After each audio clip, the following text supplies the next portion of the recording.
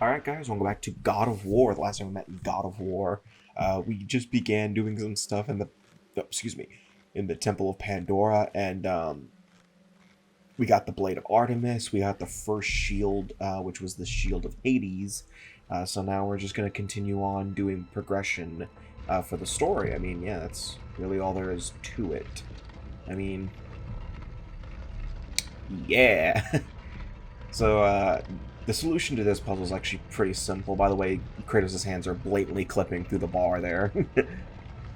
um, so what you have to do here is that button right there will turn the pedestal thingy around. But the thing is that you need to be on it. You need to be on the pedestal. You need to be on that in order to actually do it. So you kick it, and then you dodge roll into the thing. Pretty simple stuff. And I got nothing to talk about. Yeah, I think this is going to be the struggle with God of War parts, is that there's just not a lot to talk about with God of War. I mean, the combat's basically the same in every, every part. Nothing's really going to change until we get a new power-up, but that's not going to be for a while. Because the last major upgrade that we're going to be getting is the Army of Hades, and oh yeah, we don't have that yet. We're not going to be getting that for probably a session or two. Not that the session's long. I think this is probably the shortest of the sessions, because God of War, this Let's Play only really ended up being about 3 sessions long. But, they weren't consistent sizes. My session sizes are never really consistent, to be honest with you. Whether it's for review or for Let's Plays. It just depends on, what I feel like doing and how far I feel like going. And how much memory space I have. Because one time I had, a 4-hour session of Assassin's Creed Brotherhood. But, one day I could just have a 2-hour session. A lot of my Sonic Frontiers sessions ended up being about 4 to 2 hours. Well, technically, I also have a tendency to do one session early in the day, and then I'm not doing anything else for the night, so I decided to do another session for a couple hours. So technically, if it's 2 files that say 4 hours, it's technically an 8-hour session. I think my longest recording session I've ever gone has to be I think during my Arkham City Let's Play. And I think it was 4 hours, and it was finishing up Riddler. I might be wrong though. I don't remember. I did do a lot of editing. I think I did a lot of editing. No, it wasn't finishing up Riddler. It was just finishing up Catwoman's stuff. It was getting all of Catwoman's loot, her Riddler trophies, and showing off the glitches that I wanted to show off, and the whatchamacallit, the thingamabob. It was something with Batman. Acts of violence. Though that honestly was the shortest part of that session to me. Yeah. Save point. Oh, that's the end of the part. No, see you guys next time. I'm just kidding.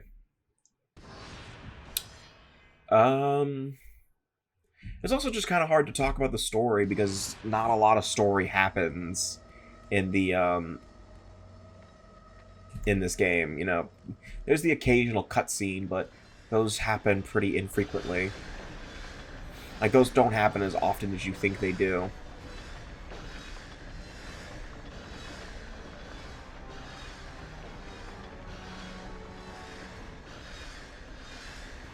So for this puzzle, we need a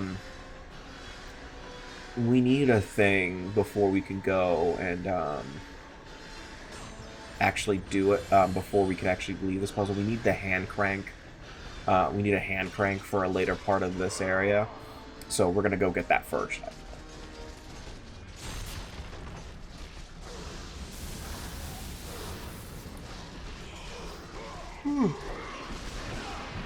Excuse me.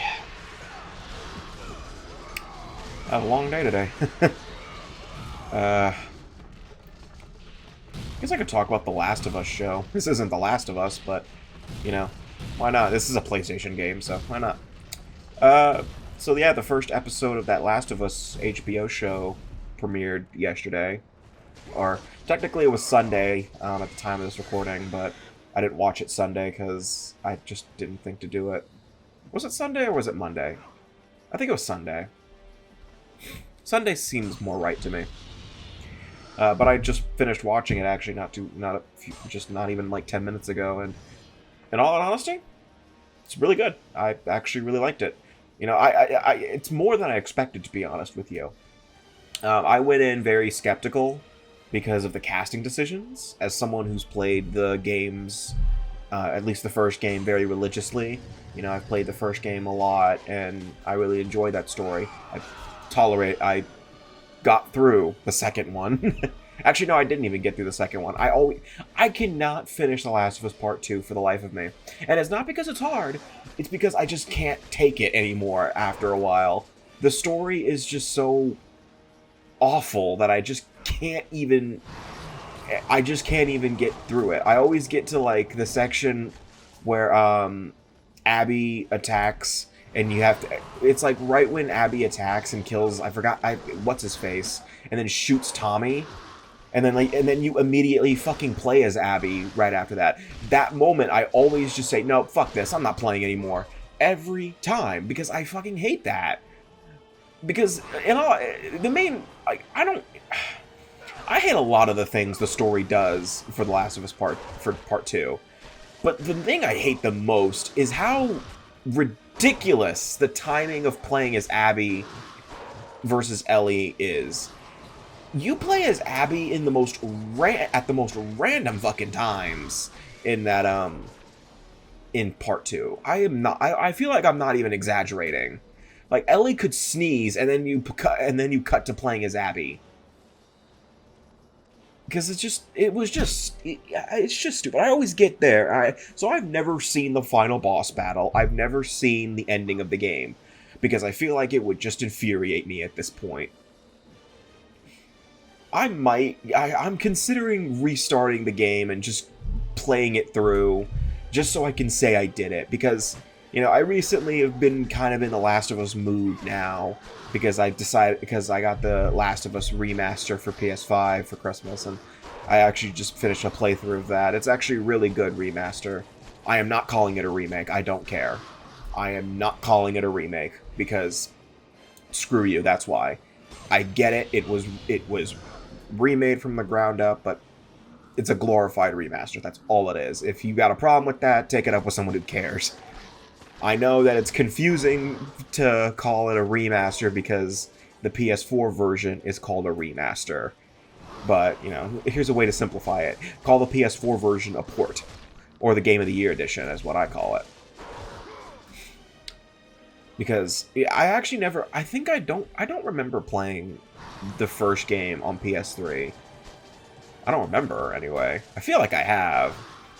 I have it on PS4 and PS5. And, you know, the PS5 version is actually really good, but in terms of, like, major gameplay changes, there's not much, honestly. You know, I felt like I was just playing the first game all over again. Like, the most notable change I noticed was, like, how, like, the upgrades at the tool bench worked, and how that, like, looked in terms of the animation, or when you got a collectible... Okay, hold on. Let me talk about this puzzle. Let me shut up and talk about what's on screen for a second. So for this small combat gauntlet, you need to defeat the enemies fast because the floor is going to collapse after a while. So Poseidon's Rage, just do that. There are shield enemies too, and sirens and stuff like that, but you gotta be quick. Because if the floor collapses in on you, it's game over, and you gotta try again. So you don't want to suck. Okay, back to my tangent. So, but like, you know, I have no problem with the fact that they, you know, remastered the game, and I think my main issue also with it is that they charged full price for it. You know, I would have been fine with it if it was at like a discounted price, but No, they just decided to say screw you, make it $79.99 or however much it is. I think full price is $79. So, but yeah, that shit can just piss off for all I care.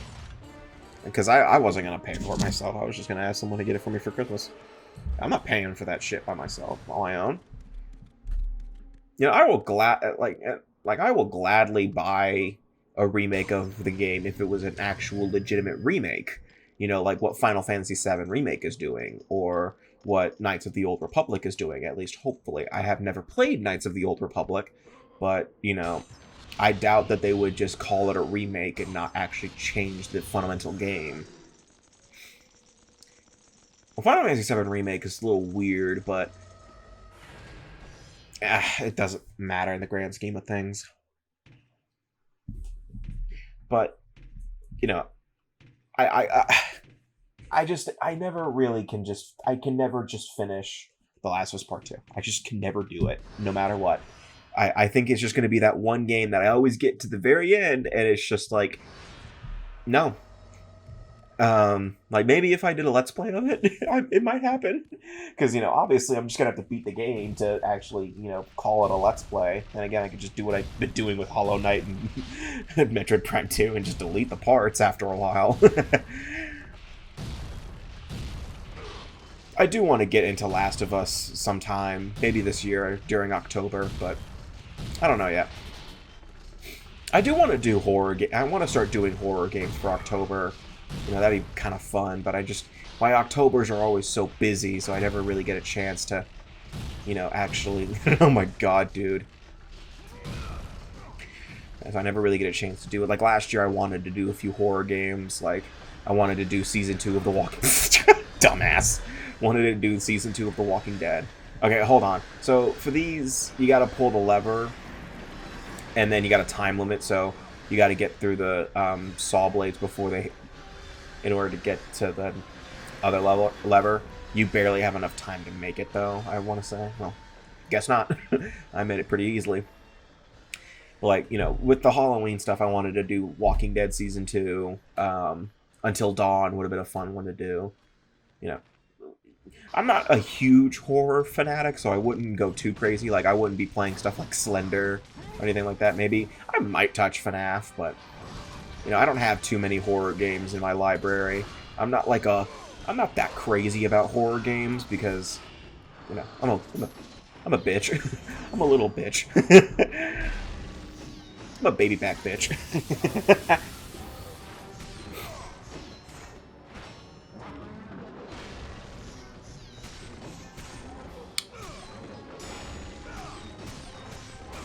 Oh, man, I got nothing today. Like, I don't want to talk about God of War. I want to talk about God of War Ragnarok, but I don't really want to get into spoiler territory in this Let's Play because, you know, there's a lot of people who probably haven't played Ragnarok for different reasons. Because I actually really love Ragnarok. I actually did. Why do I keep pausing the game? That was actually the Minotaur. He doesn't realize that pausing won't save you.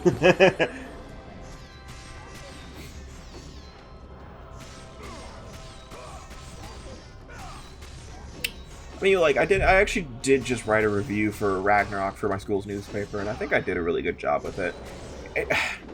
I don't like to say that. I don't want to say it sucks doing reviews for the school's newspaper. It just more... I feel limited on what I can say, because I have to be very objective versus my video reviews, which you haven't checked out. There's the whole playlist at be on the featured page of this whole channel. Now, you know, shameless plug. But, you know, I like doing the video reviews because I feel like I can go into a lot more depth with, oh, here's one of the music keys, by the way. Yeah, did you forget about the music keys? Yeah. No, you didn't. That's one of two. One more somewhere around here. But, like, you know, I can go a lot more in depth with the game and, you know, really give my personal opinions on something. Because, you know, in the reviews I did for the newspaper, I had to be very objective and just kind of give things at a very face value thing. Like, I had to give the very basics of the, let's talk about, like, Sonic Frontiers, for example. In the Frontiers review on the school whip, for the school, you know, I gave a very basic overview of the combat. Like I said, Sonic can do most of his attacks on one button. It's very easy to learn. It's nothing too complicated.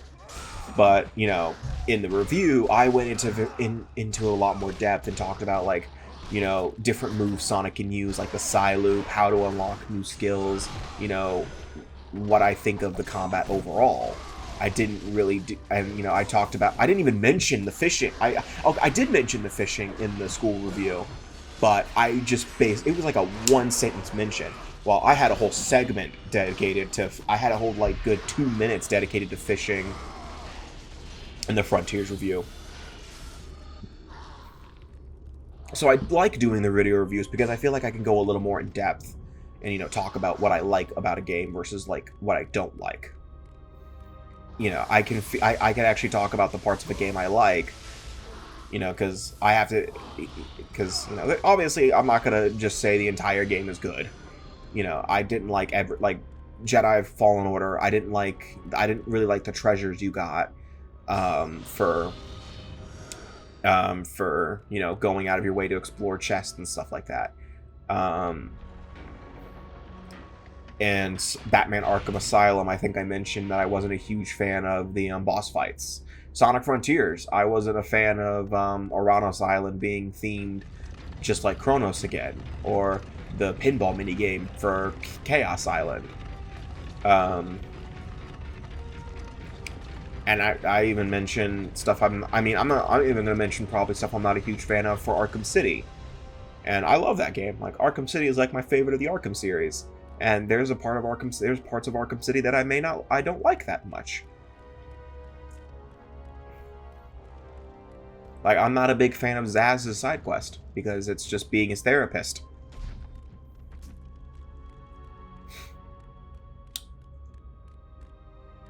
But yeah, in terms of reviews, though, I mean, I don't think I mentioned that, but I'm going to finish the Arkhamathon. Because the Arkhamathon, you know, I began and ended it with Arkham Asylum, but complications happened to where I had to stop for the time being, mainly a hard drive dying. But, you know, I am actually almost done recording footage for the game. I am currently, I think I just finished cleanup for Riddler trophies, and I'm about to head back to the Steel Mill to fight Joker. So I'm almost done with the game. Like, I'm pretty sure I'll be done with the game in like a week, in like 2 days tops. Like, my Arkham City playthrough for the review is going like that.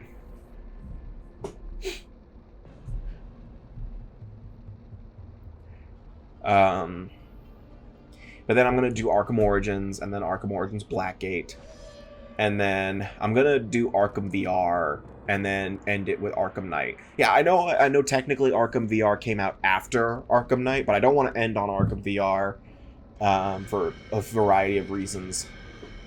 The main one is I don't want to end on a sort of sour note with the Arkham series. And, you know, depending on when I get done with the Arkham series, you know, either A, I'm going to go back, I'm going to do Jedi Survivor, or B, I'm going to do Suicide Squad Kill the Justice League. I'm leaning towards A because I'm pretty sure I'm going to be playing Jedi Survivor when it comes out, because god damn, I look forward to that game. Like, I am legitimately hyped for Jedi Survivor. I'm also hyped for Suicide Squad, but Suicide Squad not as much because I know nothing about it so far.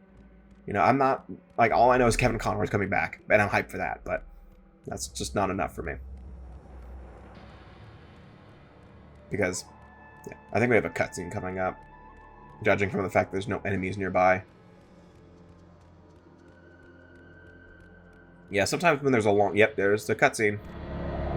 The wrecked bodies of those who had gone in search of Pandora's box lay before him. See what I mean? There's people and further at once, Kratos knew who was responsible. For this was not the first time he'd seen the ruin Ares and his minions had left in their wake. Kratos had experienced it firsthand, years before. The youngest and boldest captain in the Spartan army, Kratos inspired fierce loyalty in his men. It had always been enough to carry them through any battle. Until this day. The barbarians to the east numbered in the thousands and descended on the Spartans. without mercy.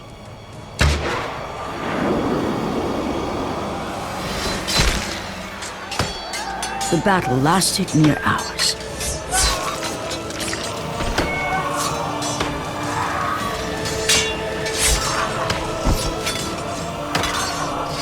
The discipline and training of the Spartans did little to stem the tide of the merciless barbarians.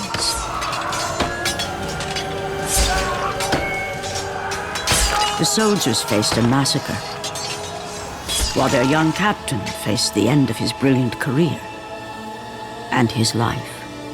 But to Kratos, victory was worth any price, even his soul. Ares! Destroy my enemies, and my life is yours.